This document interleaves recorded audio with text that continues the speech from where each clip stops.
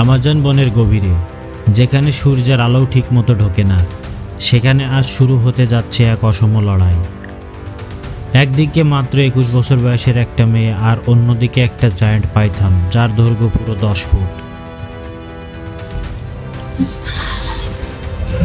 মেয়েটির নাম লারা। হারিয়ে গেছে তার টিম, মোবাইলে সিগন্যাল নেই, পানি শেষ, আর সামনে কেবল অনন্ত অন্ধকার জঙ্গল। হঠাৎ ঝোপের ভিতর থেকে সহসা শব্দ আসলো। মেয়েটি থমকে দাঁড়ালো।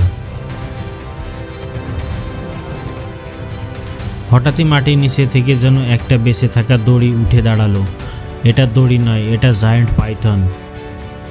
পাইথনের চোখে জ্বলছে, জিহ্বা বেরিয়ে আসছে, ধীরে ধীরে মেয়েটির দিকে এগোচ্ছে।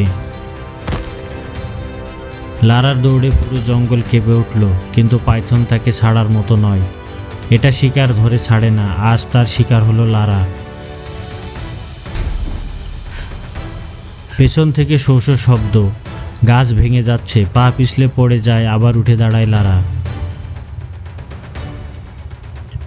পাইথন তার বিশাল শরীর দিয়ে লারাকে পেঁচিয়ে ফেলতে চাইল। এটাই তার মরণ অস্ত্র। চাপ আর শিকার নিস্তেজ হয়ে যায়। লারার মুখে ব্যথা, শ্বাস বন্ধ হয়ে আসছে। সে মরিয়া হয়ে ধারালো ডাল দিয়ে পাইথনের শরীরের উপর আঘাত করে। পাইথন ছটফট করতে থাকে। এটা ছিল তার শেষ শক্তি, এবং সেই শক্তি আজ তাকে বাঁচিয়ে দিল। লারার হাত কাঁপছে, কিন্তু সে বেঁচে গেছে।